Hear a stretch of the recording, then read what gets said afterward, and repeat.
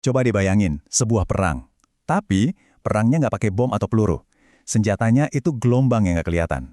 Pertempuran yang terjadi jauh di atas kepala kita, di mana sinyal-sinyal jadi penentu kemenangan. Karena sadar atau enggak, pertempuran rahasia untuk menguasai angkasa itu lagi berlangsung sekarang. Nah, semuanya jadi heboh gara-gara klaim yang satu ini. Katanya ada senjata super Rusia di Iran yang berhasil melumpuhkan Starlink. Padahal Starlink ini kan digadang-gadang sebagai jaringan satelit yang mustahil buat diganggu. Klaim yang berani banget kan? Inilah yang mau kita kulik bareng-bareng. Apa benar ini senjata baru yang revolusioner yang bisa mematikan seluruh konstelasi satelit global? Atau jangan-jangan ada cerita lain di baliknya?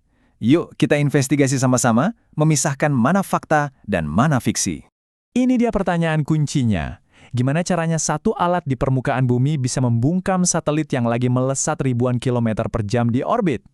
Jawabannya ada di dunia peperangan elektronik modern. Oke, sekarang kita bakal masuk sedikit ke bagian teknisnya nih. Kita akan lihat gimana sains dan strategi militer bisa nyatu buat menciptakan senjata tak kasat mata ini. Jadi, kuncinya ada di konsep yang namanya uplink jamming. Gini deh, bayangin kamu lagi ngobrol sama temen di seberang ruangan yang super berisik. Tiba-tiba, ada orang di sebelah kamu teriak kenceng banyak. Kamu jadi nggak bisa dengar teman mau ngomong apa kan? Nah, itulah yang jammer ini lakukan ke satelit. Dia teriak, pakai sinyal radio yang kuat banget, sampai-sampai satelitnya nggak bisa dengar sinyal dari para pengguna di darat.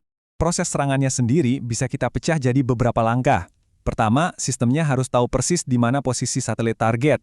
Terus, dia nembakin pancaran energi yang super fokus ke arah satelit itu. Bikin penerima sinyalnya jadi banjir sampai nggak bisa berfungsi.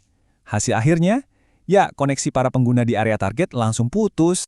Tapi serangannya nggak berhenti di situ. Ada lapisan keduanya yang pinter banget.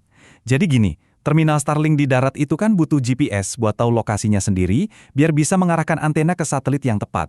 Nah, dengan mengganggu sinyal GPS yang notabene jauh lebih lemah, si jammer ini bikin terminalnya jadi bingung dan tersesat. Nggak tahu harus ngadep kemana. Tapi ini bukan pertarungan satu arah loh. Dalam dunia perang elektronik, setiap aksi pasti ada reaksinya. Ini tuh kayak permainan kucing-kucingan tanpa henti, di mana nggak ada satupun senjata yang jadi solusi pamungkas. Nah, disinilah dinamikanya jadi menarik. Starlink punya keunggulan gede. Softwarenya bisa diupdate dari jarak jauh. Kalau satu frekuensi diganggu, ya mereka tinggal pindah aja ke frekuensi lain. Ini maksa si jammer yang notabene adalah hardware buat terus-terusan beradaptasi. Ini pertarungan klasik antara kelincahan software melawan kekuatan hardware. Selain itu, senjata yang kelihatannya super kuat ini ternyata punya kelemahan yang cukup fatal. Buat nembakin sinyal sampai ke orbit, dia butuh daya yang luar biasa gede. Akibatnya, dia ninggalin jejak panas dan jejak elektromagnetik raksasa yang bikin dia jadi kayak lampu sorot di tengah malam. Gampang banget dideteksi dan dihancurin. Dan yang lebih parah lagi, sinyal sekuat itu bisa-bisa malah ngeganggu komunikasi militer mereka sendiri. Salah sasaran deh. Nah, ini pertanyaan bagus. Kalau sistem ini ternyata banyak kelemahannya dan rentan banget, ngapain juga Rusia dan Iran repot-repot makainya? Apa gunanya? Jawabannya ternyata bukan soal teknologi, tapi geopolitik. Ya, pertempuran sinyal di langit Iran ini bukan cuma soal adu canggih teknologi. Ini lebih dalam dari itu. Ini soal strategi, aliansi, dan perebutan kontrol dalam gambaran yang jauh lebih besar. Jadi, motivasinya apa sih? Kalau kita pecah, ada beberapa kepentingan utama di sini. Buat Iran, tujuan nomor satunya adalah mengontrol arus informasi di dalam negerinya, apalagi kalau lagi ada gejolak sosial. Buat Rusia, ini adalah kesempatan emas buat uji coba lapangan.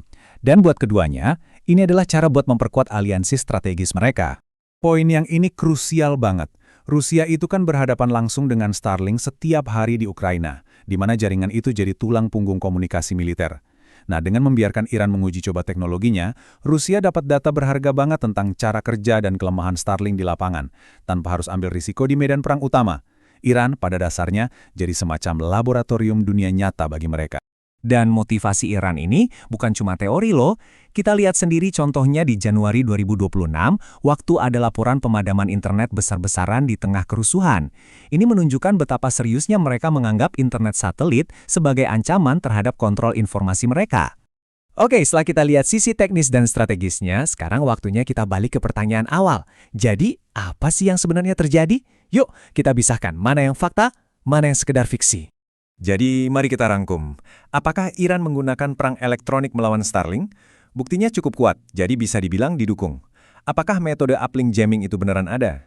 Secara teknis, sangat mungkin. Kredibel. Nah, apakah senjatanya itu pasti sistem Topol dari Rusia? Kalau yang ini belum terkonfirmasi. Dan yang paling heboh, klaim bahwa Starlink lumpuh total secara global? Ini sih kemungkinan besar dilebih-lebihkan. Jadi kesimpulannya jelas, senjata ini bukanlah pembunuh Starlink yang ajaib. Ini lebih tepat disebut sebagai alat penolakan area atau area denial. Artinya, dia cuma bisa menciptakan zona mati internet di lokasi dan waktu tertentu aja. Ini cuma satu bagian dari strategi yang jauh lebih besar untuk mengendalikan arus informasi. Dan inilah inti dari semua ini. Cerita yang sesungguhnya bukan tentang satu senjata super, tapi tentang lahirnya sebuah medan perang yang benar-benar baru, spektrum elektromagnetik.